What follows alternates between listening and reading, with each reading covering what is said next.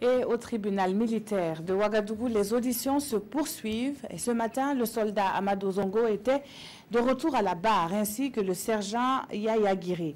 Ce dernier, alors mécanicien spécialisé du RSP en 2015, a livré des informations qui ne sont pas sans conséquences pour certains de ses co-accusés. Des précisions avec Zoubaviel David Dabiré.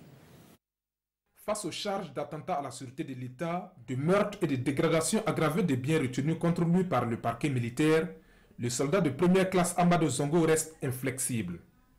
En plus de ne pas les reconnaître, il se pose en victime des juges d'instruction qui auraient, selon ses allégations, trahi l'esprit de ses propos.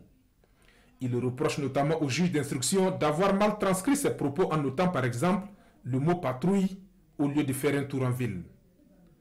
Fort de ce qu'il qualifie de déclarations mensongères à son encontre, il balaie du revers de la main tous les procès-verbaux établis en enquête préliminaire. Et son avocat, maître Alexandre Sanouidi, enfonce le clou en soulignant, je cite, « Les procès-verbaux ne constituent pas la Bible et il faut tenir compte du contexte de ces auditions. Ce qui vaut à ce procès, c'est l'instruction à la barre. » Fin de citation. Si la remarque est jugée pertinente par la plupart des avocats de la défense dont les clients ne cessent de dénoncer les résultats des enquêtes préliminaires, au niveau des avocats des parties civiles, l'on crie au scandale. Pour Maître Prosper Farama, ces propos sont d'une extrême gravité et des procédures existent pour porter plainte contre le juge d'instruction, avec preuve à l'appui si l'on estime que ces auditions ont dérogé aux règles du droit. Autrement, ces auditions sont valables.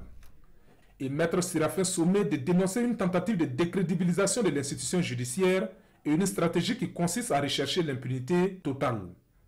Après le soldat Amadou Zongo, c'est au tour du sergent Yaya Guiré, mécanicien spécialisé de l'ex-RSP, de se présenter au tribunal et de répondre des chefs d'accusation de meurtre, de complicité d'atteinte à la sûreté de l'État et de coups et blessures volontaires.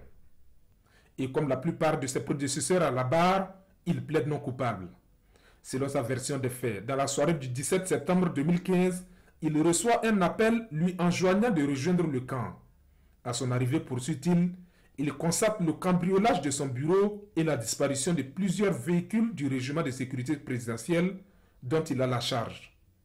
Des véhicules qu'il retrouvera au carré d'armes du camp Nabakoum 2, armés de RPG-7 et de fusils mitrailleurs. Il prend alors la mesure de la situation. Mais difficile, constate le mécanicien, de se mettre en retrait de cette situation au regard des menaces qui pesaient sur lui.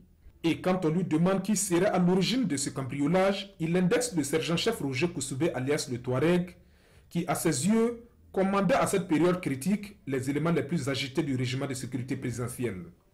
Son audition se poursuit ce vendredi à partir de 9 h au tribunal militaire de Ouagadougou.